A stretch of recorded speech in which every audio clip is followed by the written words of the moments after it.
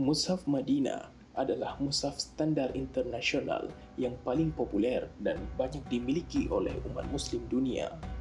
Jika kamu sering melihat atau membaca Quran Mushaf Madinah, mungkin kamu akan mengira bahawa tulisan ini adalah cetakan komputer. Namun faktanya, tulisan Quran ini benar-benar ditulis dengan tangan asli. Orang awam mungkin tidak mengetahui bahawa cetakan tersebut merupakan tulisan asli dari Syekh Uthman Hussein Taha atau lebih dikenal dengan sebutan Uthman Taha. Beliau dilahirkan di sebuah desa di kota Aleppo, Suriah pada tahun 1934 Masehi. Ayah beliau bernama Syekh Abdul Hussein Taha, seorang imam dan khatib juga ahli khat yang ternama di kota Aleppo. Di fasa kehidupannya, Syekh Uthman Taha mempelajari langsung ilmu khat kepada para pakarnya seperti Hussein Husni At-Turki, Muhammad Ali Al-Maulawi, Muhammad Al-Khatib, Al-Khattat, Syekh Abdul Jawad dan Profesor Ibrahim Ar-Rifai. Saat belajar di Universitas Damaskus, beliau berkenalan dengan Profesor Muhammad Badawi Ad-Dirani, seorang ahli khat di Syam, dan Profesor Hasim Muhammad Al-Baghdadi, seorang ahli khat dari Iraq. Dari mereka, ia belajar khat Farsi dan khat Nasakh dari tahun 1960 sampai dengan tahun 1967.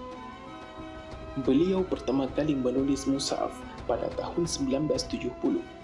Pada tahun 1973, beliau mendapatkan sertifikat bidang khat dari guru besar ilmu khat tingkat dunia, yakni Syekh Hamid Al-Amidi. Beliau wafat pada hari Selasa, 19 Mei tahun 1982 pada jam 19.30. Di sinilah beliau mulai dikenal luas secara internasional, dan para pakar mengakui keahlian beliau dalam bidang ilmu khat. Maka, sejak tahun 1988, beliau ditunjuk sebagai anggota tim juri Lomba Kaligrafi Internasional yang dilaksanakan di Istanbul, Turki setiap 3 tahun sekali.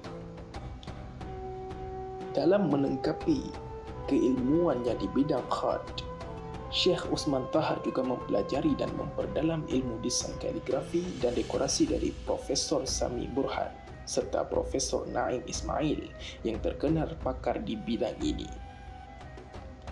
Hal ini makin mengasah kemampuan beliau dan memantapkan beliau sebagai ulama pakar khat tingkat dunia yang telah diakui keahliannya oleh ulama secara internasional. Syekh Uthman Taha pertama kali menulis mushaf pada tahun 1979 untuk Kementerian Wakaf Suriah, dan beliau telah menulis mushaf sebanyak lebih dari 13 kali. Semuanya menggunakan rasam Utsmani. Kebanyakan telah dicetak dan disebarkan di negara-negara Islam.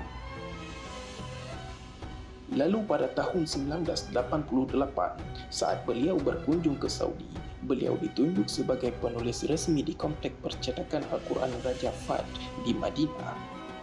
Percetakan Al-Quran terbesar di dunia.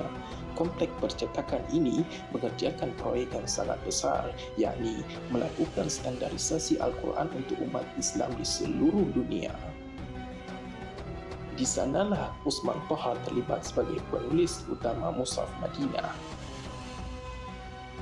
Mushaf Madinah yang dikerjakan oleh Uthman Taha memiliki karakteristik tersendiri yang membedakannya dari mushaf-mushaf yang lain. Di antara perbedaan tersebut adalah beliau mengkomparasikan khat versi standar akademis dengan gaya klasik dalam berbagai versinya, sehingga melahirkan gaya baru yang berbeda dari penulisan Al-Quran pada umumnya.